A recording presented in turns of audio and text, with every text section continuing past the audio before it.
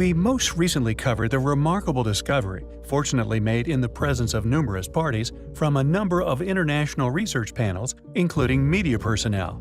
Fortunate for reasons we previously covered in our last video regarding the difficulty when such an event occurs in such a situation to suppress it in the modern age, and the subsequent unusual characteristics of said discovery.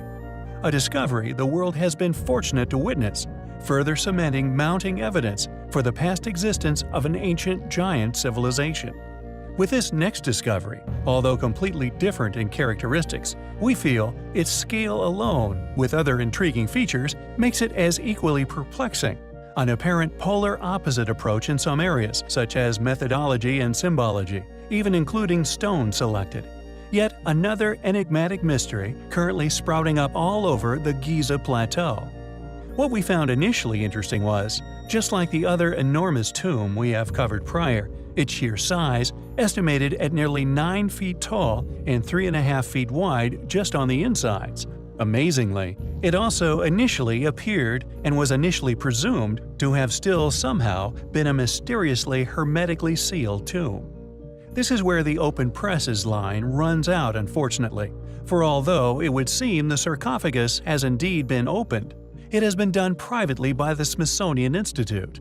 The details of what was found inside, what sort of remains, and indeed their claimed identity, continue to be a closely guarded secret and a subject of hot debate, with the Smithsonian merely stating, "Further examinations on the body found inside are being conducted."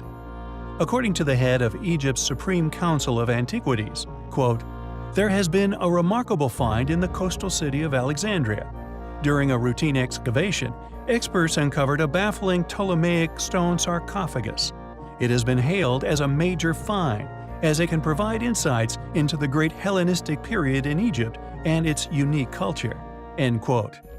Regardless of academic historians and certain institutions instantly pushing the notion that they know all about this incredible find and also what exactly could have been found within that black sarcophagus, we find the ordeal highly compelling. There are varying, unexplainable ruins, which, either due to their location or sheer enormity, are almost universally known and recognizable. Yet nearly all possess hidden factors and layers of truth within, simply unexplainable by mainstream academia. Yet, along with these tourist magnets, there are an equal number of ruins not well known, some due to their remote global position, but others due to being actively ignored, and it is these in particular which are of interest to us. As this motivation to ignore such sites must be based on an ulterior motive, this lack of academic funding to explore such sites, we believe, and also have discovered to be true over and over again, lies within their controversial and inexplicable nature. And like a set straight out of Indiana Jones, the claimed lost tombs of Mitla are of no exception. Hidden within the Mesoamerican sites of Mexico, it is indeed visited by tourists, yet many are left perplexed once they depart. This labyrinth of carefully constructed megalithic tunnels, when looked at critically and honestly, baffle all who investigate the site. Unique factors include its unusual yet impressive structural design, its competent, delicate stone-cut patterning, not even attempted to be attributed to being Mesoamerican, and simply the overall bizarrely unique method of construction. We feel it has been claimed and either lazily or conspiratorially simply written up as a Mesoamerican ruin, with its location nestled amongst this enormous, magnificent complex of pyramids, a still existing part of the lost ancient world, vastly helping in this attempt to explain away its origins. Some of the monolithic lintels employed in the passages of this site, some claiming as an ancient palace, while far more believing it to have once been the now lost tombs of Mitla, possesses a particularly large collection of stones. Known as the Columns Group, measuring 6 meters long, a series of solid basalt megaliths with an estimated weight in excess of 30 tons. The stones came from quarries located a distance of over 10 kilometers away, carried from the lower side of a valley. As mentioned, the location has been coined the Lost Tomb of Mitla, Yet the reality is that Mitla was not a person, but is a long-sought location for the burial of incredibly important historical figures. The name Mitla, derived from the Nahuatl name of the same spelling, meaning the place of the dead or underworld. Thus, it must be noted that although this site is of an extraordinary nature, 9 miles away, other megalithic tombs, built from equally massive megaliths, have since been found, shedding even more doubt on its true purpose being that of the tombs of Mitla. Yet, regardless, to academic claims that it is a standard Mesoamerican ruin, we find such sites highly compelling.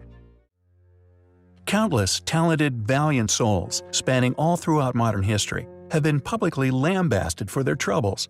Not only are such readings and results regularly scoffed at, and any subsequent finding, all stemming from their honest admittance that their data showed evidence of inhabitation with, quote, underestimated prehistoric dates. Many of these artifacts and ruins, claimed as being a mere few centuries old, we have, due to extensive research into similarities and differentiations at many of these sites, managed to locate signature stonework within the structure's outer walls, clearly submerged and perfectly preserved for untold millennia. Indicative of many inexplicable sites around the world, which some even claim are upwards of 300 million years old. The Great Pyramids, along with their Great Sphinx, we feel, with the substantial evidence we have previously put forward, is a treasure trove of examples, for when one becomes aware of Giza's anomalies at least, can expose those fed a lie, the impossibilities within said conspiracy theory, and begin to realize more and more unexplainable anomalies, helping others to realize just how impossibly difficult these structures would have been to create.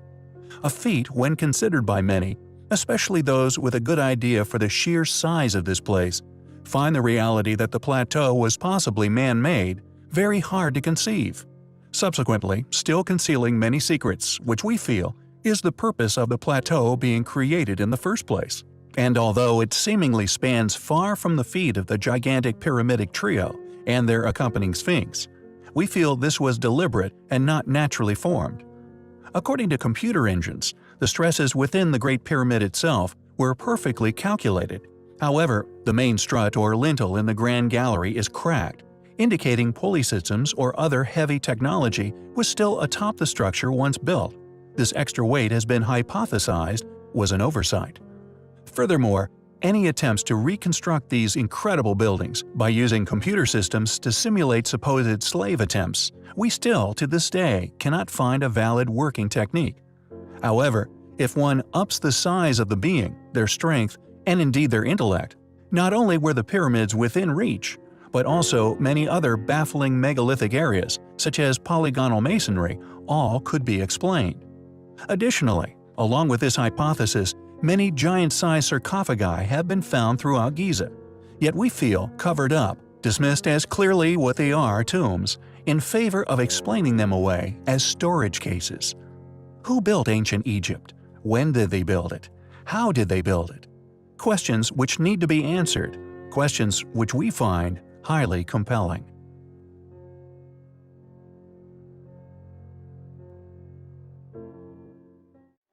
On the 25th of January 2011, the streets of Cairo were being ravaged by a rioting population, demanding the end of President Hosni Mubarak's 30-year regime. While the world was distracted by the dramatic scenes of chaos upon the streets above, deep within the ancient dusty tunnels, a team of archaeologists, led by Suzanne Bickel of the University of Basel in Switzerland, was quietly making one of the most significant discoveries of the past century. They had initially found the top of a large round stone at the eastern end of the Valley of the Kings. The archaeologists suspected that it was just the top of an abandoned shaft, but before they could investigate, due to Egypt's political process regarding finds within the valley, they had to cover the stone rim with their own locked iron door, inform the Egyptian authorities, and apply for an official permit to excavate. A year later, after gaining approval to excavate, Bickel returned with a team of 24 people, including Field Director Elena Paula Goth of the University of Basel, Egyptian Inspector Ali Rida, and local workmen. Each took turns lying on the ground, head pressed against the shaft wall, one arm through a small hole next to the capstone, snapping photographs. They left little doubt that it was indeed an ancient tomb. On top of the debris rested a dusty black coffin, carved from sycamore wood and decorated with large yellow hieroglyphs on its sides and top. Bickle has stated that she has never seen an Egyptian coffin in such a good condition before. The dating of fragments of pottery made from Nile silt and pieces of plaster, commonly used to seal tomb entrances in ancient times, together with the age of the other nearby sites, have indicated that the tomb could be more than 3,000 years old. The hieroglyphs describe the tomb's occupant as being named Nehemes Bastet. Egyptologists currently believe she was a lady of the upper class and of Amun. People have been claiming there was nothing new left to find in the Valley of the Kings for almost as long as they have been digging there. The Venetian antiquarian Giovanni Belzoni believed he had emptied the last of the valley's tombs during his 1817 expedition, while Theodore Davis, who excavated there a century later, came to a similar conclusion right before Tutankhamun's burial chamber was found. Fortunately, there is a growing number of people who are beginning to suspect that there is a wealth of discoveries still left to be made in the Valley of the Kings, the Nile Delta, and Egyptian as a whole. And thanks to discoveries such as these, interest in these existing mysteries grows by the day. It is interesting to see that in this period, even a wealthy girl was buried with quite simple things, Bickle says, comparing Nehemes Bastet's coffin and stele with the elaborate pottery, furniture, and food found in earlier tombs. Her wooden coffin was certainly quite expensive, she says, but nonetheless, it lacked the elaborate inner coffins found in similar burials. Is this the burial chamber of an extremely ancient queen? After reinforcing the coffin and securing the mummy, Bickle's team have transported across the Nile to Luxor, where a full investigation is currently being undertaken into the true identity of the mystery female. With substantial insight into the controversial finds within ancient Egypt, we personally suspect that often the tombs, which appear the most crudely designed, containing wooden sarcophagus, are generally found to be the most ancient. Furthermore, their hieroglyphic writings were often far more exquisite in nature. Could this be the discovery of an original burial, and the crude hieroglyphic claim of the occupant's identity a fake, hiding the delta's true antiquity? A secret many fringe scientists have begun to believe is being protected by Egyptian antiquities. Many have come to suspect the Egyptians merely copied the original builders of the pyramids, after taking occupation of their structures many years later.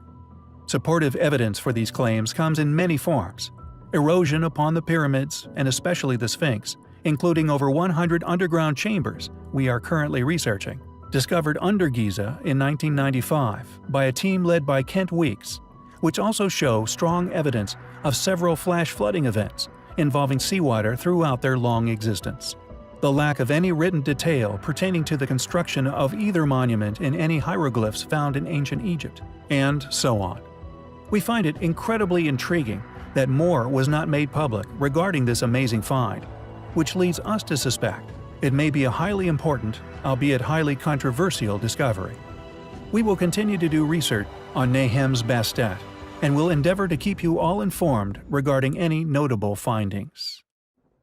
In 1879, British archaeologist Wayneman Dixon successfully retrieved a number of mysterious artifacts from within the infamous lower northern shaft of the Great Pyramid of Khufu.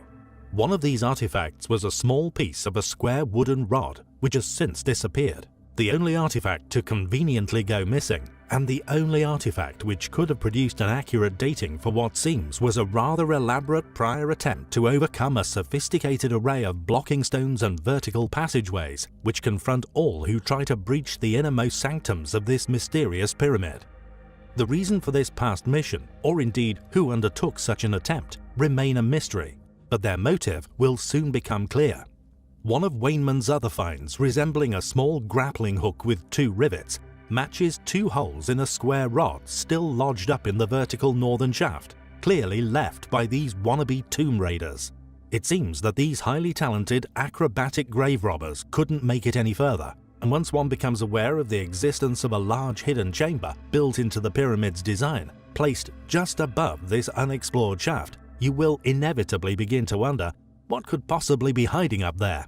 Indeed, it's a well-known fact that the builders of these structures were notorious for their superhuman efforts in concealment.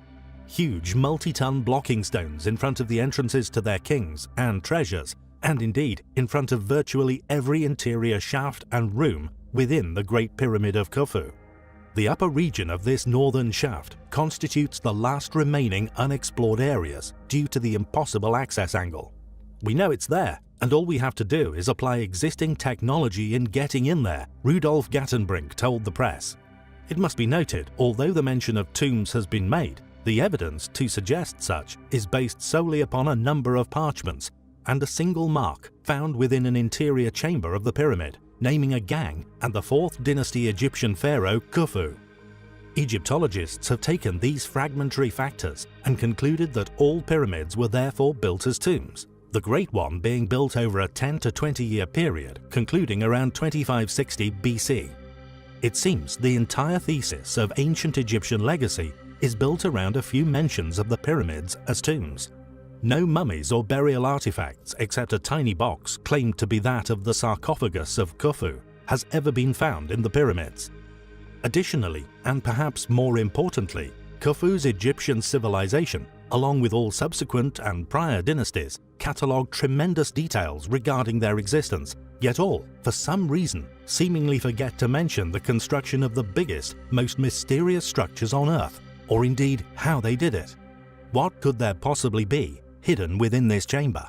This unexplored and clearly sought-after secret room, a room which is seemingly unrobbable. With mainstream Egyptologists, archaeologists and academic historians alike insisting that these amazing pyramids were once unquestionably tombs which were robbed completely over the millennia. Whatever this room contains may settle this once and for all. How can one still claim the pyramids to have been tombs when they are aware of the astounding burial chambers found within the Valley of the Kings? With the tomb of the sons of Ramses II being not only the largest, but what many archaeologists believe, second to the pyramids and their accompanying Sphinx, is the next greatest discovery ever made within ancient Egypt.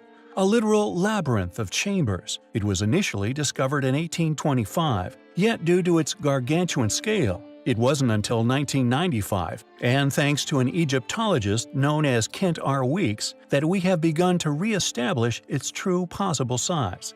The tomb was examined several times, even being investigated by Howard Carter himself. Yet due to the outer tombs having been looted in antiquity, he simply used them as a dumping ground for rubble. It was not until 1995, during the Theban Mapping Project, when Weeks decided to clear the outer tombs. Approximately 70 rooms, lined along long corridors, running far back into the hillside were found. The number of rooms were then said to correspond to the number of sons the pharaoh sired. However, further excavations have revealed that the tomb is even larger, the size of an underground town cut directly from a granite hillside, its true scale still unknown.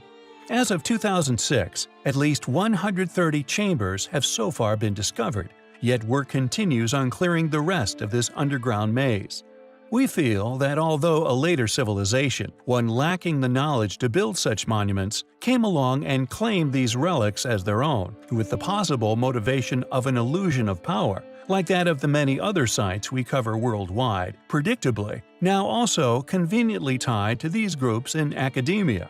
Yet the true feat these chambers would have been, along with the riches these pharaohs often left behind, are not only proof that these creations and collections of wealth were not only far beyond the ability of copper-wielding academically claimed builders, but that the archaeological evidence does indeed support the theory that these kings either ruled during the creator's civilization or built these monuments themselves. Yet how remains an infuriating enigma.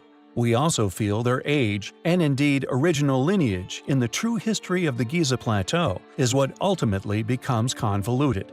Yet I digress. Who built KV5? It is a place we find.